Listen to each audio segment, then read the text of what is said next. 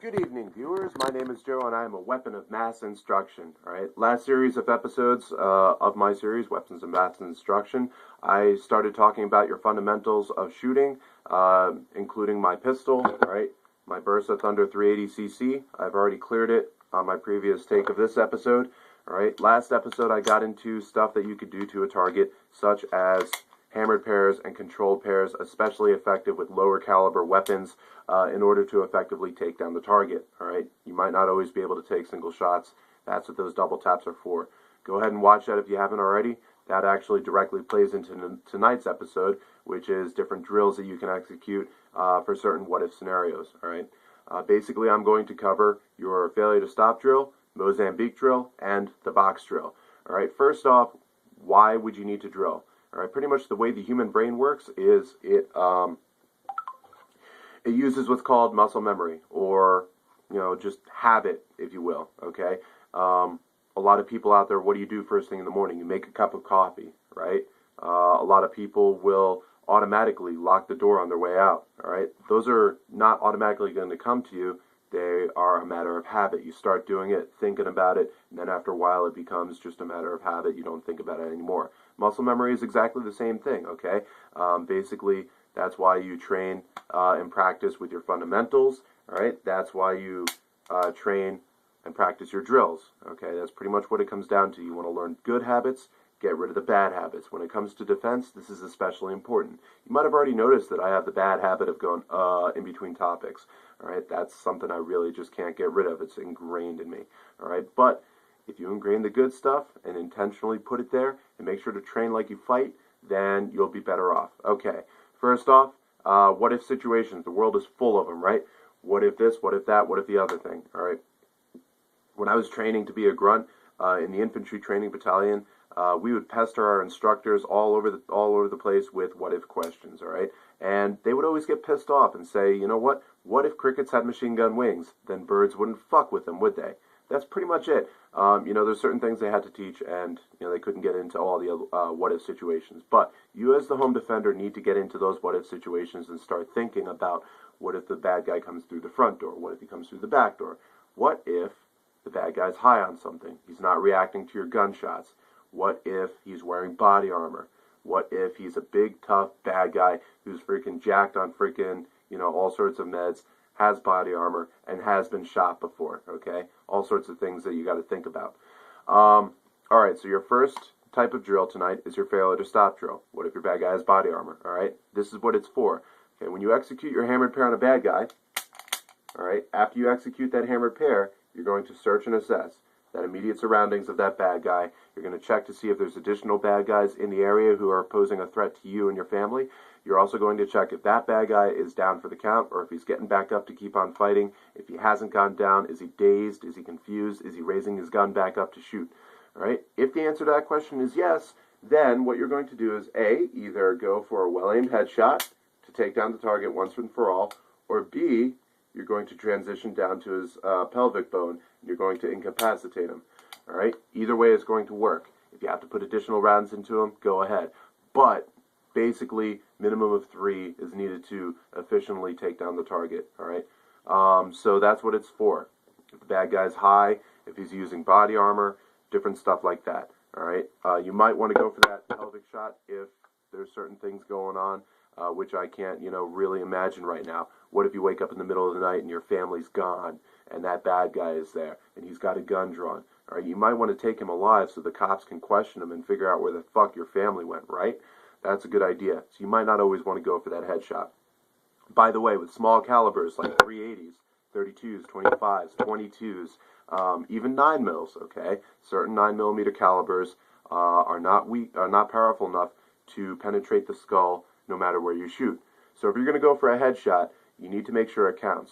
All right, they have what they call the T-box. All right, the thinnest part of your skull is the area in between the eyeballs and your nose. Okay, this is all cartilage right here. And there's only a thin layer of bone right behind your eyes between that optic nerve and your brain. Okay, so if you go for that T-box, regardless of what caliber you're using, that's the best headshot you can go for. It's going to basically shut down all of his freaking body motor skills. He's immediately going to go into neurological shock and die.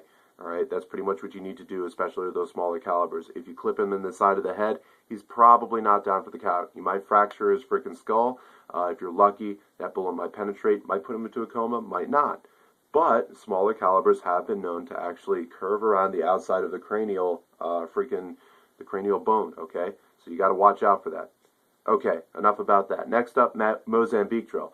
This is an adaptation of the failure to stop drill in that it is used to immediately take down the target, all right, with a minimum of hassle, maximum of effectiveness, all right. This is, I don't know the exact percentages, but this is almost guaranteed to work on almost every single target out there, all right. Basically, it was developed, obviously, in Mozambique. The stupid little brush wars that are always occurring there, right? Not so stupid to those people, but, you know, the overlying reasons are just silly, all right. People want power, other people don't want it.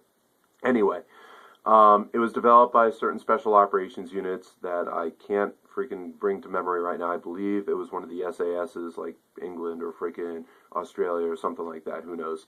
Basically, they figured out that if a hammered pair doesn't do the trick to take down the target, the most efficient means of taking down an enemy would be that hammered pair plus a well-aimed headshot immediately. Okay, no hesitation. That's your Mozambique drill. Okay, so it's going to look something like this. All right, pop, pop, pop. 2 in the chest, 1 in the head. And if you do that correctly, they're going to go down, no questions about it. All right, this is not so great for home defense because in certain states, the laws might say that if you execute a perfect Mozambique drill on a target, it's not necessarily a matter of defense anymore, but now it's a matter of overkill, outright murder even, okay? You don't want to get charged for homicide when you're just defending your family. So before you start training that Mozambique drill, you might want to think about whether it's going to actually be applicable in your state, in your given situation, okay? If you're living in a trailer park full of all sorts of trash, everybody's got a gun and everybody's robbing each other, maybe that's a good thing to do. But, you know, it's up to you to decide. I'm just throwing it out there. Those are things that you can use, all right? Failure to stop drill, pretty good, all right? It's effective on targets. Mozambique drill, really good at taking down targets. You might get charged with homicide. Look into the laws, make sure it's safe. All right, last up is your box drill, all right? Basically, as the name implies, the box drill is named after the shape that it draws on your targets. All right. What if there's 2 bad guys coming at you from multiple directions? All right, or right next to each other. Pretty much, you're going to have to decide who's the immediate threat. All right. If they're coming at you, one's way down the end of your hallway with a pistol, and the other one's right in front of you with a shotgun. Obviously, you're going to go for the shotgun guy first. Lots of firepower, real close up. He's the immediate threat. All right, but you're still going to have to address both of them so that you don't get shot. All right, even way down at the end of a hallway, 20, 30 feet, you can, if you've got a calm state of mind and you've got the intent to kill, you can take down a target fairly easily, even with a pistol. Okay, so watch out. Okay, basically the way you execute a box drill is you start off with a hammer pair on that immediate threat, target 1, transition to target 2, hammer pair. All right, so now you've just put bullets into both of them, hopefully, if your aim is good and you're not shaking around too much, all right? Next up, you're going to search and assess that second target, right? You're going to check his immediate surroundings for other threats. You're going to check and see if he's coming at you still. If he is, all right, complete that failure to stop drill. Well-aimed shot to the head, preferably, or to the torso, depending on the situation. And then transition back to target 1. Is he still standing? Is he coming back at you? All right, go for that headshot or that torso shot, one or the other. All right, and that's pretty much how to execute a box drill. It's used with multiple assailants in any number of situations, and it's pretty much the most effective way of neutralizing multiple opponents without getting yourself killed. All right. In the end, it's up to you to decide which drill is pertinent in the moment. All right. Feel free to abort a drill in the middle of it if you figure out that your target is down. Okay. You don't need to put a headshot into a bad guy if he's on the ground unconscious. Okay. If the hammered pair did the trick, don't keep shooting. Okay. At that point, you might as well just call 911. Double check the rest of your house to make sure there's nobody else lurking around in the shadows, and basically, make sure that that guy doesn't start coming at you again. Okay. I'm going to throw another little quote at you. My McMAP instructors, the hand-to-hand combat teachers, they like to say, one mind, any weapon. All right, and that's pretty much true. Okay. Regardless of whether you've got a gun or not, in the end, it's your brain that matters. If you're using your head in a fight, all right, you can come through in the end, even against overwhelming odds. Take, for example, the 300 Spartans at Thermopylae. Yeah, that battle actually took place. Not against millions of Persians, but yeah, well over 10,000 of them. And in the end, the 300 Spartans died, but they were using their heads. They took down massive amounts of enemies, all right? I think that was the most epic battle in all of, humankind, all right? 10,000 versus 300. And in the end, even though the 300 died, they completed their mission objective against overwhelming odds, all right? That's something to think about, something to ponder for next time, all right? Even if the odds are against you, don't give up. Perseverance, brain power, all right? Knowing how to operate the firearms you've got is especially helpful, so bone up on that, all right? Learn all of your specs.